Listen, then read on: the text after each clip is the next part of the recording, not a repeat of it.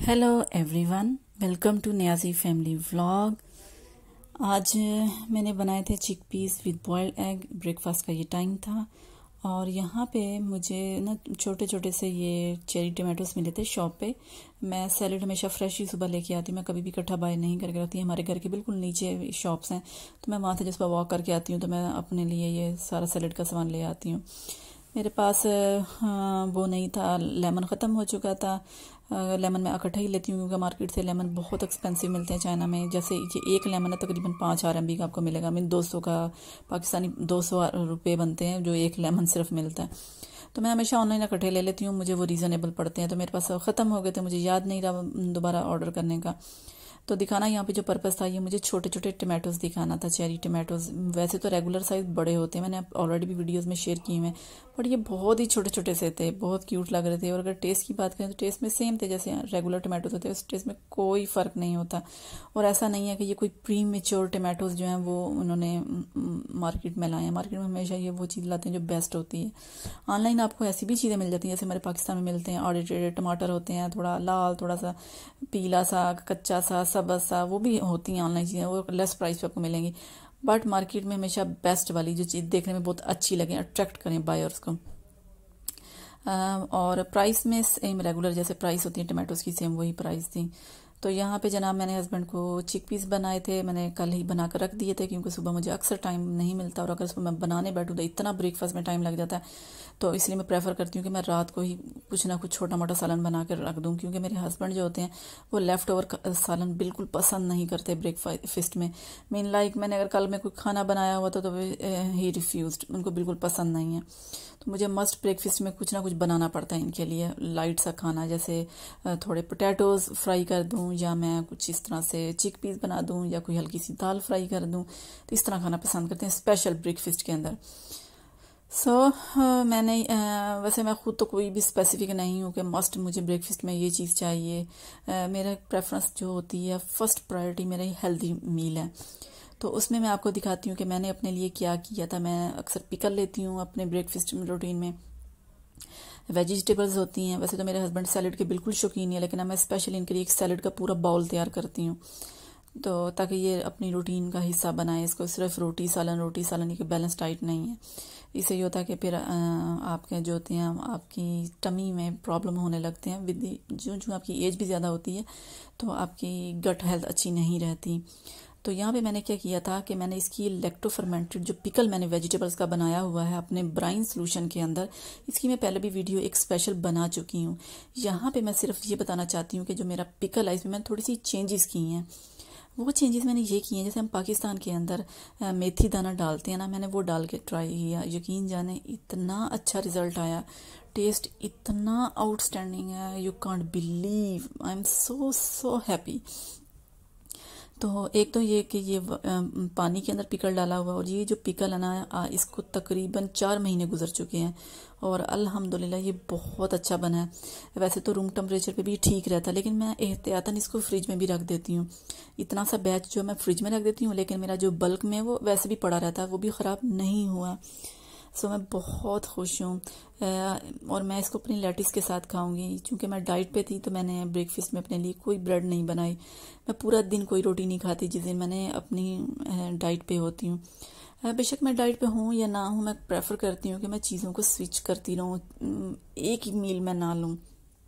But मेरे husband नहीं, same रोटी सालन। मैं बहुत ज़्यादा फेडअप हो जाती हूँ। एक तो मेरी पर्सनल मतलब कि चॉइस इस तरह की है कि मैं एक ही चीज़ नहीं खा सकती, और दूसरी बात यह है कि मुझे कुछ गट हेल्थ होते हैं तो मैं क्या करती हूँ कि अपनी चीज़ें स्विच करती रहती हूँ।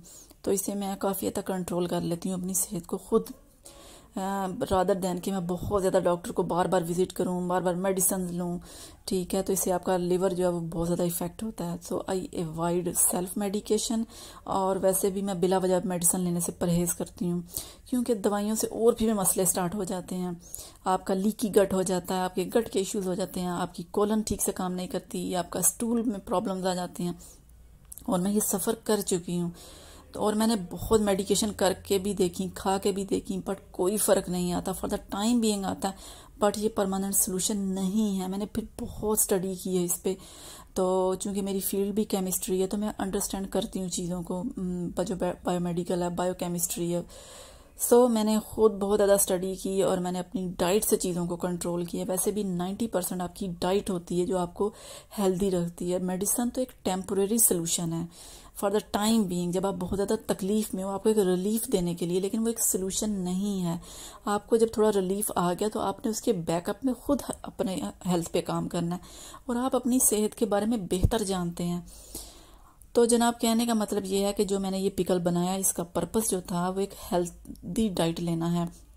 मैं पिकल भी लूँ, लेकिन मुझे पिकल बहुत पसंद है, तो मैंने अपने सेहत के मुताबिक बनाया। तो आप भी इस तरह से ट्राई कर सकते हैं। सौंफ भी ऐड कर सकते हैं। मैंने सौंफ थोड़ी पाउडर फॉर्म में डाली थी और बहुत कम सी डाली थी, लेकिन मैं नेक्स्ट इंशाल्लाह ज़्यादा डाल के भी ट्राई करूँगी। वैसे तो अगर आप मेथी दाना ज़्यादा डालते हैं तो उससे बिटरनेस आती है, लेकिन इसमें बिल्कुल बिटरनेस नहीं आई। और ये जो पिकल होता है ना, हल्का हल्का सावर होता है, ऐसा लगता है जैसे इसमें आपने सिरका डाला हुआ, जबकि मैंने डाला भी नहीं हुआ। यही वजह है कि जब आपकी वेजिटेबल्स जो होती हैं उनमें जो थोड़ी बहुत कार्ब होती है, जब वो फर्मेंटेड हो जाती है लैक्टो फर्मेंटेड बैक्टीरिया से, तो वो एक बहुत मज़े का सावर फ्लेवर देती है। और यकीन जाने ये बहुत मज़े का अचार है, यू शुड ट्राई।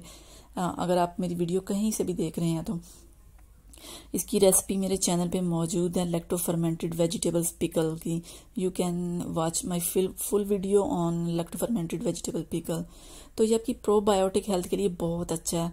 मेरे बेटे को ना एक दिन से कॉन्स्टिपेशन थी, बहुत टमी हर्ट कर रही थी, रो रहा था, क्योंकि वो भी बेनेस्टाइड नहीं लेता, कुछ नहीं खाता, बस दूध दूध दूध पीता है। और ज़्यादा दूध पीने से भी आपके पेट में गैस भी हो जाती है और कॉन्स्टिपेशन भी हो जाती है, क्योंकि फाइबर तो बेटा ले ही नहीं रहा था। तो मुझे पता चल गया था, तो लेकिन फिर भी मेरे हस्बैंड कह रहे थे कि नहीं, इसको कोई मसला, परेशान हो रहे थे, तो डॉक्टर के पास ले जाओ। तो मैं नीचे मेडिकल स्टोर पे ले गई। मेडिकल स्टोर पे इनके हर वक्त एक डॉक्टर बैठा होता है, तो उसने मुझे कहा कि इसको आप प्रोबायोटिक दें। बेटे को देख भी नहीं रहा था, मेरी बात सुने बगैर उसने प्रोबायोटिक निकाल दी। प्रोबायोटिक में जनाब क्या होता है? प्रोबायोटिक्स यही है जो मैं खा रही हूँ, ये अचार है, ये प्रोबायोटिक है। इनके अंदर अच्छे बैक्टीरिया होते हैं जो हमारी गट हेल्थ को अच्छा रखते हैं, जैसे योगर्ट है। लेकिन सिर्फ योगर्ट ही काफ़ी नहीं होता, योगर्ट में सारे हेल्दी बैक्टीरिया नहीं होते, उसमें सिर्फ 1, 2, 3 होते हैं। तो उसके लिए मैं कैफीर का भी अब इस्तेमाल करती हूँ, क्योंकि मुझे खुद भी कॉन्स्टिपेशन बहुत अरसा रही है, जब से मेरे बेबीज़ हुए हैं। लोगों ने कहना शुरू किया ये जब बेबी होते हैं तो ऐसा होता है, लेकिन मैंने सुना कि सब फीमेल ने कहा कि हमें तो नहीं होती। तो इसका मतलब इसका ताल्लुक प्रेगनेंसी से नहीं था, इसके मेरे अपने गट हेल्थ इश्यूज थे। यहाँ पे पिकल के बारे में ही मैं बताना चाहती थी कि मैंने इस पिकल से अपनी कॉन्स्टिपेशन को भी ठीक किया, अपनी गट हेल्थ को भी ठीक किया, क्योंकि मेरी प्रोबायोटिक जो है वो पूरे हो रहे हैं। तो प्रोबायोटिक जो मैं अपने बेटे के लिए लेके आई थी, यकीन करें उसने एक जो प्रोबायोटिक में 30 साशे थे, और वो उसने मुझे दिए 98 RMB के। 98 RMB का मतलब है इस वक्त पाकिस्तान में तकरीबन 40 रुपये, 1 रुपये जो है 1 RMB 40 रुपये के बराबर है। तो आप इसको ज़रब कर लें जनाब, तकरीबन सीधा सीधा हिसाब मैं करूं, अगर 100 RMB है तो 4000 को उसने सिर्फ प्रोबायोटिक दिए। और जबकि ये पिकल मुझे ऑलमोस्ट फ्री पड़ता है। मेरी जो भी फ्रिज में वेजिटेबल एक्स्ट्रा होती है, मुझे पता होता है ये मेरे अब इस्तेमाल में नहीं है, मैं पकड़ के उसका पिकल बना देती हूँ। तो ये छोटी छोटी जो टिप्स होती हैं आपको बिला वजह के खर्चे से भी बचाती हैं। और दवाइयों में तो आपने पता ही है वो कौन सा फ्रेश होती हैं, प्रिजर्वेटिव्स उसमें कितने ज़्यादा ऐड किए होते हैं। और अब हमें क्या पता कि वो वाकई उतनी हेल्पफुल हैं जितनी वो कॉस्ट है उनकी आ रही है। मैं कोशिश तो करती हूँ मैं अपने बच्चों को योगर्ट वगैरह दूँ, लेकिन मेरे कुछ अरसे से मेरे बेटा ऐसा जिद पे अटका हुआ है, कुछ नहीं खाता। अगर मैं फोर्स करती हूँ तो वॉमिट कर देता है। तो ये मेरे लिए बहुत ही ज़्यादा ना अपसेट वाली बात थी। पहले योगर्ट खा लेता था, उस वक्त तक उसकी टमी ठीक रहती थी। तो अब मैंने कैफीर भी बनाया, तो वो भी मैं कोशिश करती हूँ कि मैं उसको थोड़ा सा जो रेगुलर योगर्ट होता है उसमें मिक्स कर दूँ, क्योंकि कैफीर थोड़ा सा सॉवर होता है, तो बच्चे जो होते हैं रिफ्यूज़ कर देते हैं। जो रेगुलर योगर्ट होता है वो थोड़ा स्वीट सा टेस्ट में होता है, तो उसके साथ मैं मिक्स करके देती हूँ।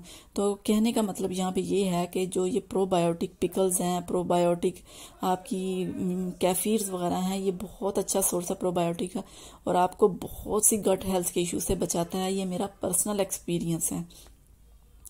तो जनाब मेरा जो ब्रेकफास्ट था वो इस तरह का था। जब मैं डाइट पे होती हूँ तो मैं इस तरह से ले लेती हूँ, थोड़ा वेजिटेबल का बाउल ले लेती हूँ और इस तरह से पिकल अपना मिक्स कर लेती हूँ कि ये पिकल बहुत मज़े का होता है। ये बिल्कुल ऐसे ही होता है जैसे आपने इसके साथ सिरका डाल दिया या लेमन डाल दिया। अगर लेमन नहीं भी तो ये मेरा लेमन का ही काम करता है।